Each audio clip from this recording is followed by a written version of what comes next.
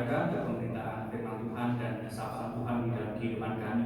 Sekali lagi kami menyiapkan hati kami sehingga Roh Kudus yang tinggal di kehidupan setiap kami selalu memeteraikan firman ini, dan bukan kalau begitu saja. Dan sekali lagi kami mau dibentuk, kami mau dibimbing menjadi murid-murid Tuhan yang setia di dalam kehidupan kami menjalani hari-hari bersama dengan Tuhan. Rabi hambamu yang penuh kelemahan ini, terbatas ini, dapat menyampaikan firman Tuhan dengan baik. Di doa kami bersyukur dalam putramu dan kami Yesus kami berdoa.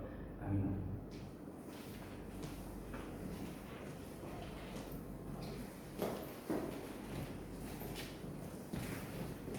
Baik, Ibu Bapak yang dikasihi Tuhan, sekali lagi saya senang sekali ya bisa berjumpa dengan Ibu Bapak di dalam kali ini dan ibadah kita secara khusus untuk di penghujung bulan Mei ya. Tidak terasa sebuah ya waktu yang begitu cepat ya, cepat sekali gitu ya, sangat cepat, dan tidak terasa kita sudah memasuki minggu depan dengan bulan yang baru. Tapi sekali lagi saya mengizinkan untuk mengatakan bahwa tetap percaya kepada Tuhan, bahwa saya tetap baik, dan segala sesuatu masa dan waktu buat tetap baik adanya di dalam kehidupan kita ya. Jadi hari ini kita akan belajar tentang salah satu tema yang memang tidak bisa lepas dari sebuah narasi, yaitu tentang Pentakosta.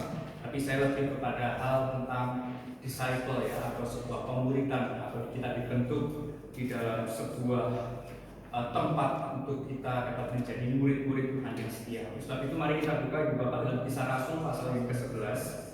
Kisah Rasul 11 ayat 19 hingga 26. Kisah Rasul pasal yang ke-11 ayat 19 hingga ayat yang ke-26.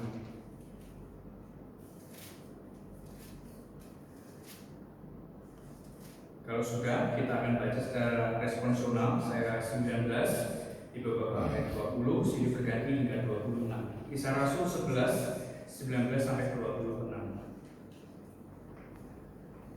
Saya akan baca di ayat 19, Ibu Bapak 20, responsional sampai 26. Ya, lembaga Alkitab Indonesia di sana memberikan sebuah judul, yaitu Barnabas dan Saulus ke Antiokhia.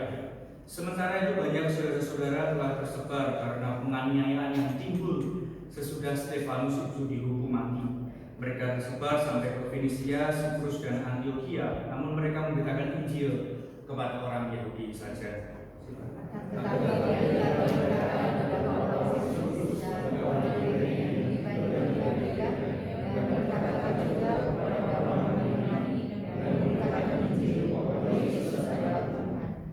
Tuhan menyertai mereka dan sejumlah besar orang menjadi percaya dan berbalik kepada Tuhan.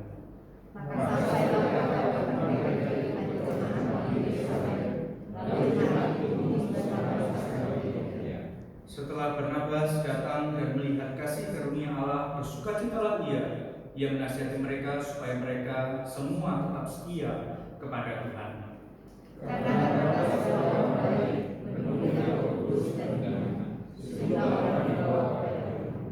Lalu pergilah Barnabas ke Tarsus untuk mencari Saulus, dan setelah bertemu dengan dia, ia membawanya ke Antiokhia. Mereka bersama-sama di satu tahun lamanya, sampai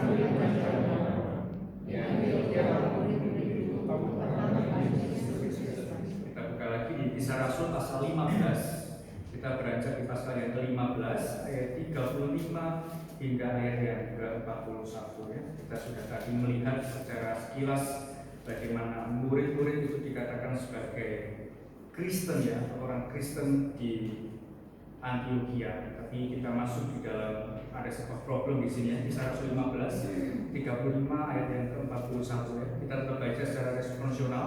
Saya 35, Ibu Bapak ayat yang ke-36. Kisah Rasul 15 ayat 35 sampai 41. Perselisihan antara Paulus dan juga Barnabas. Paulus dan Barnabas tinggal beberapa lama di Antiokhia. Mereka bersama-sama dengan banyak orang lain mengajar dan memberitakan firman Tuhan. Silakan.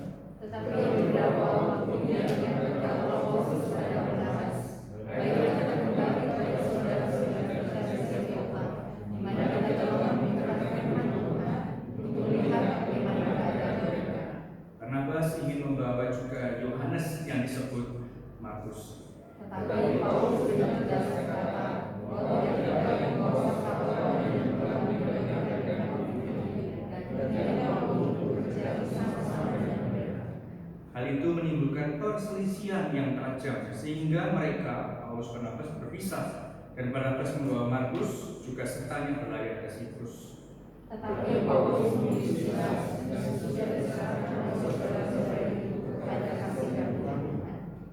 Berangkatlah ia mengelilingi Syria dan Kilikia sambil menemukan jemaat-jemaat di situ. Ya, setiap kita berbahagia yang membaca dan juga sekali lagi melihat bagaimana karya Tuhan tidak berhenti ketika di dalam masa Tuhan memilih ke-12 rasul dan di dalam masa kebangkitan, kenaikan, bahkan di dalam Pentakosta dan Tuhan menggerakkan orang-orang yang setia. Kita lihat di dalam bacaan kita ya, yaitu Barnabas dan juga Saulus atau itu Paulus. Bapak Ibu dikasih Tuhan, hari ini kita akan sekali lagi belajar ya, bahwa pergi dan jadikanlah semua murid ya. Itu tema besarnya, yaitu tentang discipleship ya, atau sebuah pemuridan ya. Ya mungkin kalau sekali lagi kita berkaca ya, kalau kita berbicara tentang narasi tentang discipleship atau murid gitu ya Bapak, pasti tidak bisa lepas gitu ya backgroundnya di dalam perintah Yesus di dalam Matius 28. Kenapa sih saya nggak mau membacakan hal ini? Mungkin bukan karena bosen gitu ya, atau mungkin sudah bisa ditebak ya, karena perintah itu kita sudah terngiang-ngiang gitu ya, kita sudah hafal. Tentu tidak ya, kalau kita dengan pembacaan Alkitab mungkin ada sebuah rasa bosan atau wah mungkin nanti arahnya ke sana gitu ya. Sekali lagi perlu kita renungkan kembali, karena sekali lagi firman Tuhan itu kaya di dalam penafsiran dan sekali lagi memberkati kita dengan segala sesuatunya. Jadi tema kita kali ini akan lebih mengarah, kenapa sih orang atau itu disebut sebagai orang Kristen? Kenapa hubungan antara murid dan juga orang itu dinamakan Kristen? Apa sih hubungannya murid ini dengan yang dinamakan Kristen di Antioquia? Ya, perlu Ibu Bapak kita pahami hal ini ya. Mungkin di dalam beberapa seminar seringkali tentang pemuridan, cara-cara pemuridan, bahkan nanti Ibu Bapak kalau keluar ada salah satu buku ya dari Pendeta Amos, bahwa itu sebuah gerakan tahun 2 tahun yang lalu kurang lebih tentang sinode kita itu ayo memuridkan ya, itu cukup booming juga ya di dalam pemuridan. Tapi sekarang kita mari lihat inti di dalam hal ini itu sebenarnya apa ya?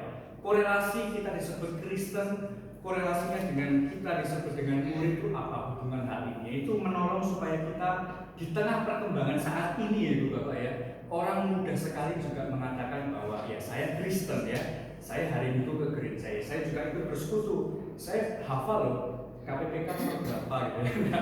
Mungkin sekali lagi ya, itu bukan sekali lagi tidak menjadikan bahwa dia itu Kristen ya, tapi sekali lagi kita menolong bahwa kita dipanggil, bahkan kita terpanggil untuk menjadi murid ya, untuk menjadi murid di dalam kehidupan kita. Ya kalau kita definisikan secara mudah gitu Bapak Ibu ya, seorang Kristen disebut seorang murid Kristus apabila ia menempatkan imannya kepada Tuhan ya.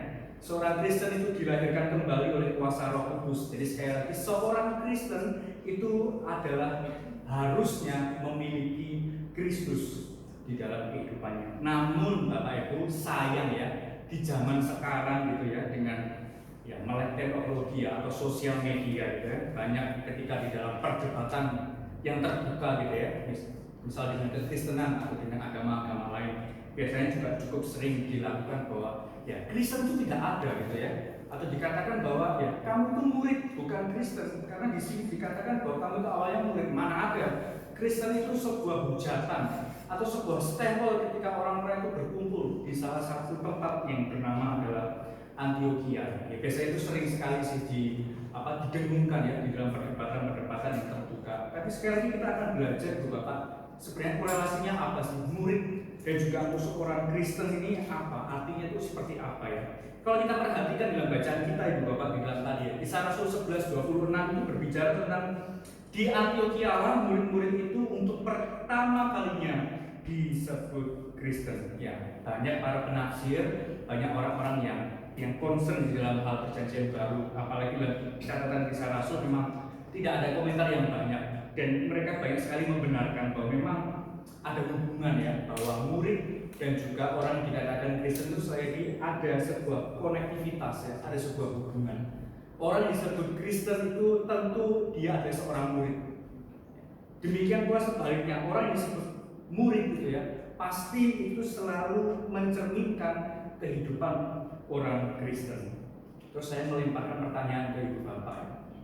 Mungkin di awal-awal ya, ketika kita memahami tentang pemahaman tentang Trinitas gitu ya.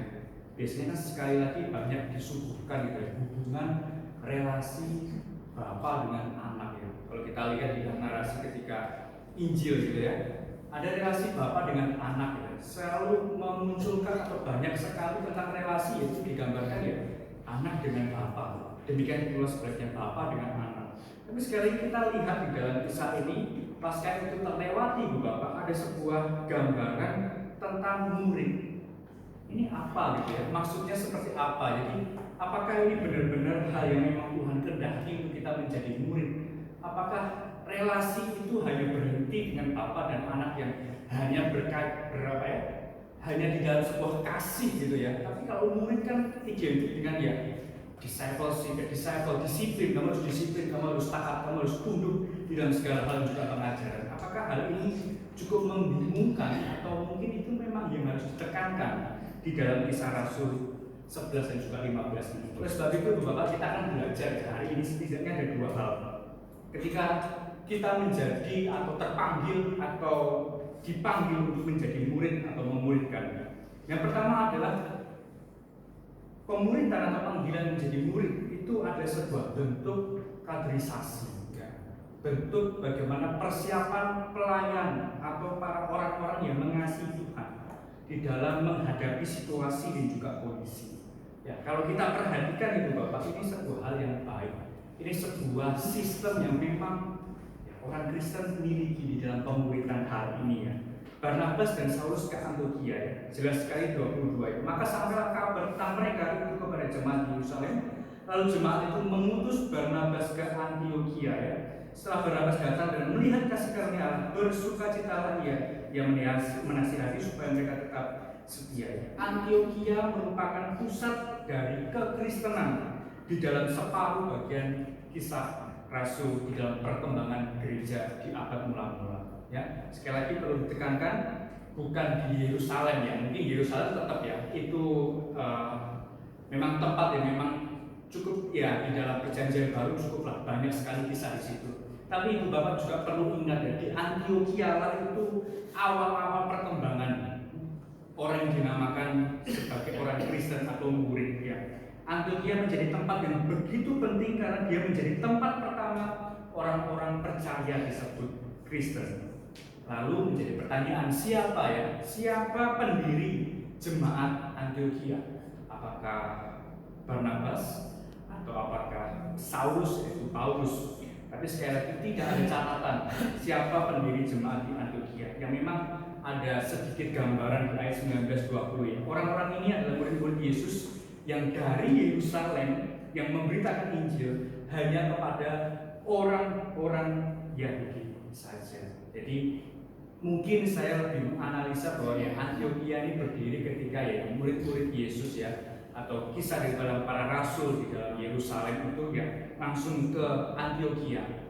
Perlu Bapak ingat ya, di dalam kemarin di minggu lalu saya khotbah kenapa sih orang-orang Yerusalem pada saat setelah itu tersebar ya karena ada penganiayaan. Dalam Kisah Rasul 6-7 itu ada kisah yaitu Stefanus. Jadi banyak orang-orang awal, orang-orang Kristen itu berpencar karena ada sebuah penganiayaan di sana. Bapak Ibu perlu juga ingat ya, istilah Kristen di dalam Alkitab itu hanya muncul 2-3 kali ya.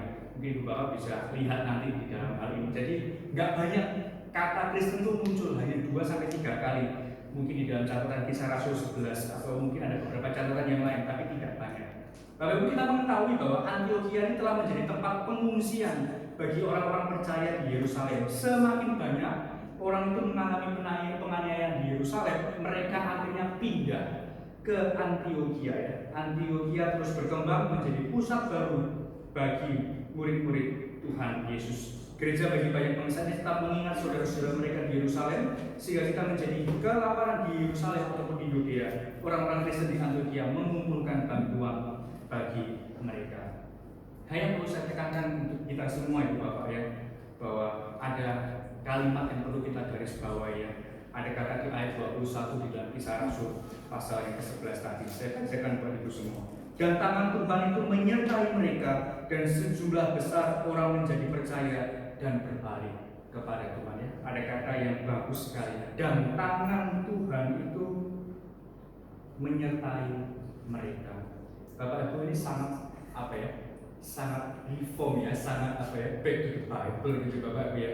Kita di dalam pemahaman reform kan yang pertama ditekankan bahwa segala sesuatu ya di dalam kehidupan kita itu sekali lagi ya ada di dalam providensia Allah, di dalam pemeliharaan Allah yang luar biasa di dalam kehidupan kita.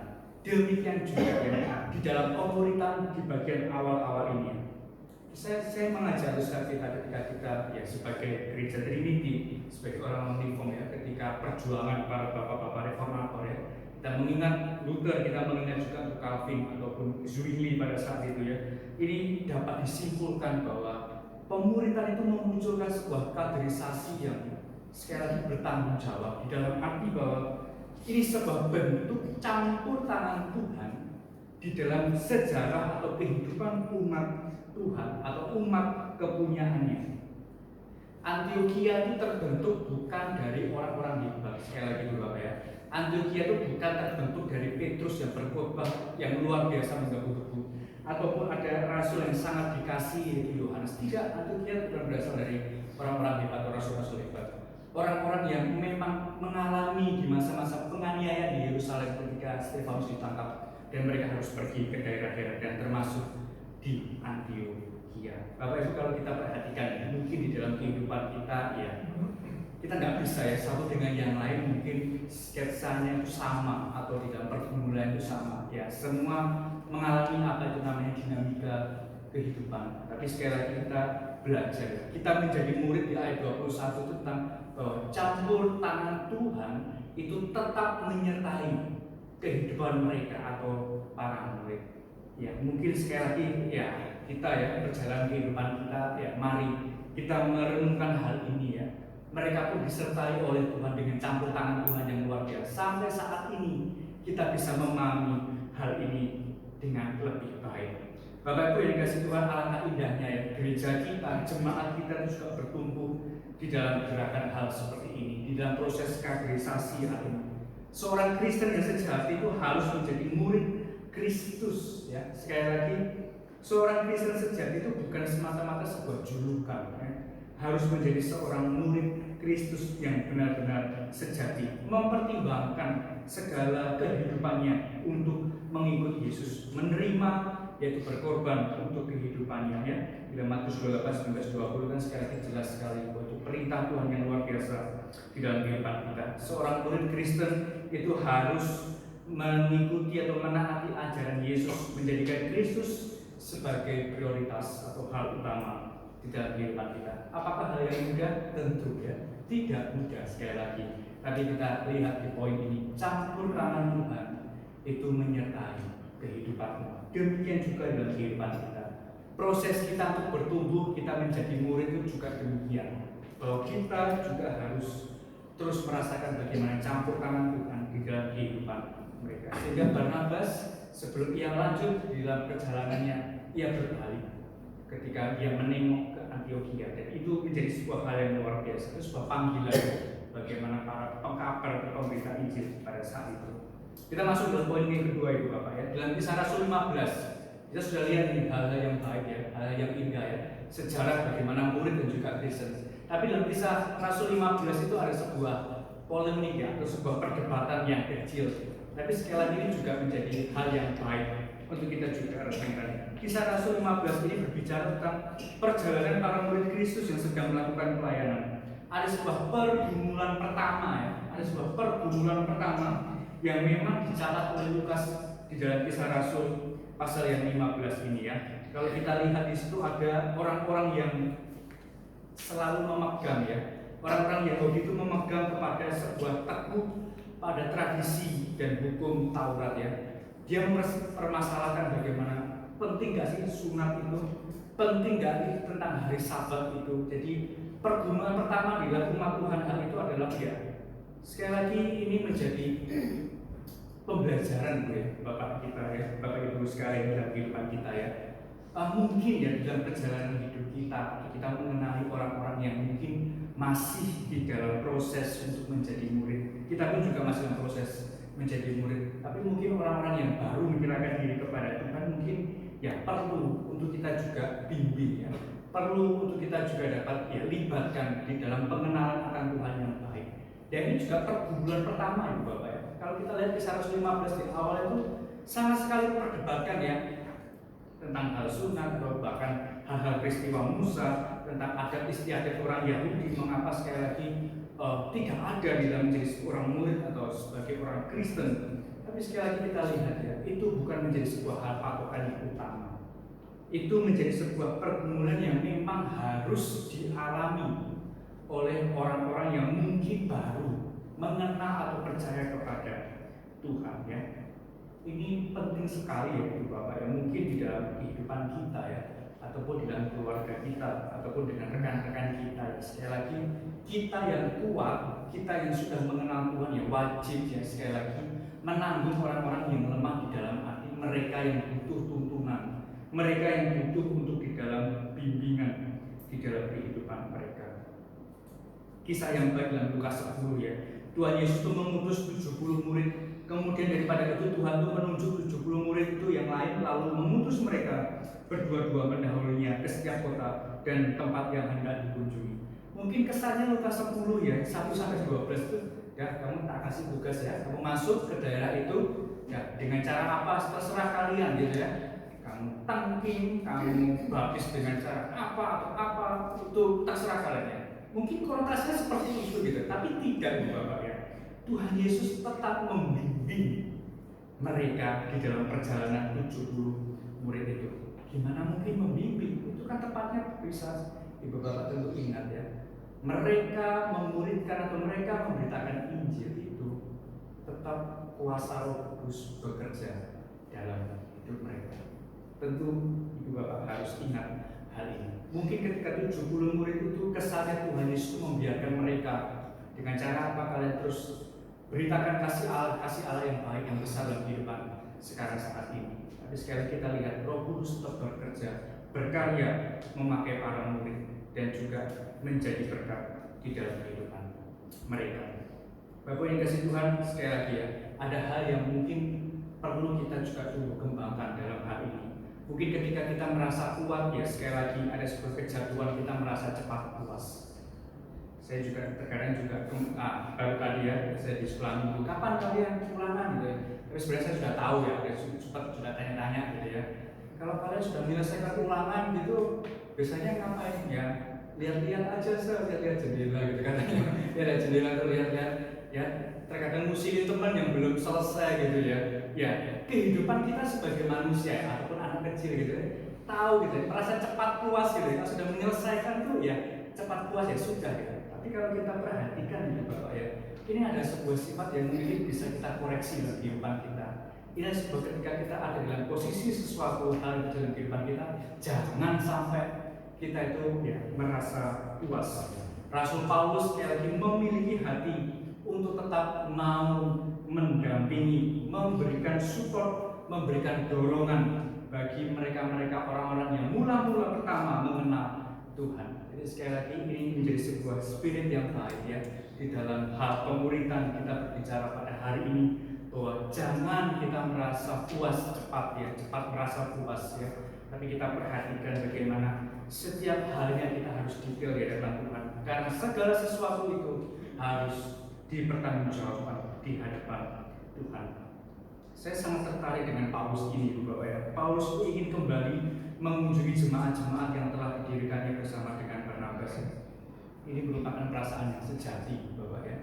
Mungkin Paulus dan juga Barnabas ingin untuk lebih keluar lagi untuk memberitakan Injil, tapi Paulus langsung keinget ya.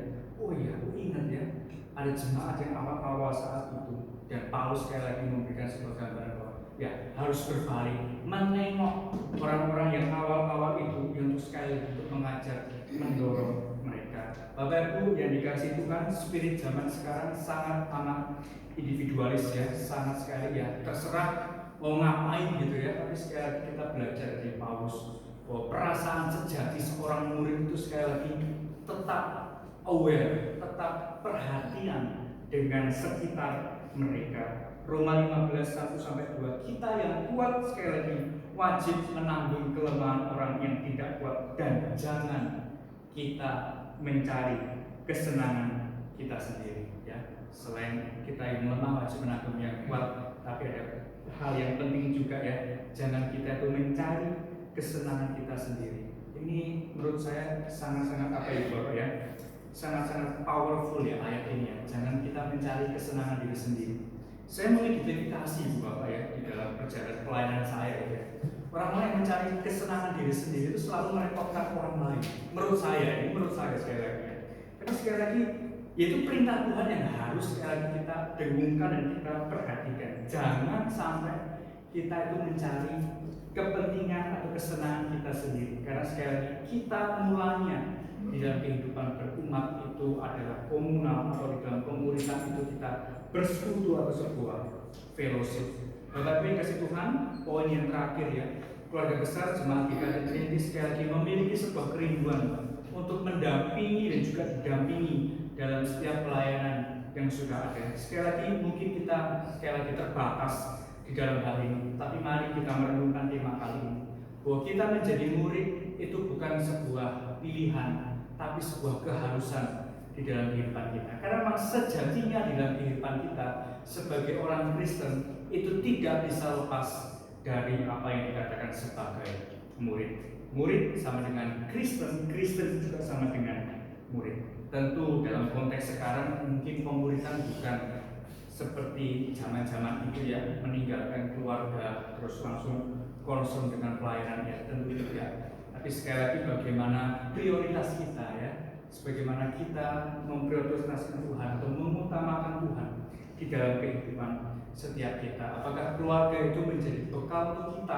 untuk kita juga dapat rindu dan juga dekat kepada Tuhan, melayani Tuhan dengan lebih baik. Atau sekali lagi keluarga menjadi malah penghalang ya, atau mungkin kita tidak merasa damai ketika kita melayani. Perlu kita tumbuh kembangkan di dalam hal ini, dalam pemahaman hal ini bahwa pemuritan sekarang sekali lagi banyak metode ya, Bapak sekali banyak bisa baca literatur, banyak seminar-seminar yang sudah diupload yang baik, orang-orang yang cendekiawan, orang yang mengasihi Tuhan tentang hal-hal pemuritan hal ini. Tapi sekali lagi saya mengajak setiap kita, pemuritan atau murid kita tuh rindu untuk dibimbing, bahkan membimbing. Dan di dalam murid itu kita diproses, kita dibentuk untuk menjadi alat Tuhan untuk kemuliaan namanya. Soli Deo Gloria. Mari kita berdoa. Bapak di surga, mau berhenti berbicara, tapi sekali lagi Tuhan menerangkan di dalam hati setiap kami bahwa kami sebagai murid-murid-Mu Tuhan, kami sebagai anak-anak-Mu sekali kami selalu rindu untuk Tuhan pakai di dalam segala hal, usaha pekerjaan kami ataupun pelayanan kami mau terus menjadi murid yang terus rindu untuk dengar-dengaran dengan Tuhan, bahkan dengan tanggung jawab yang Tuhan percayakan dalam kehidupan kami, bahwa sekali lagi kami tidak mencari kepentingan diri kami sendiri, tapi kami melihat bagaimana banyak orang yang masih terhilang, banyak orang yang mungkin belum mendengar akan Injil Tuhan atau kasih kemurahan daripada Tuhan di dunia ini. Tuhan, kami siap Tuhan pakai untuk setiap kami dengan segala hal yang Tuhan percayakan di depan kami terus menyuarakan bahwa Engkau baik adanya, bahwa Engkau Tuhan dan juga Juru Selamat dalam kehidupan kami. Terima kasih Tuhan di doa kami bersyukur dalam waktu terang Tuhan kami Yesus kami berdoa. Amin. Kembalikan puji pujian.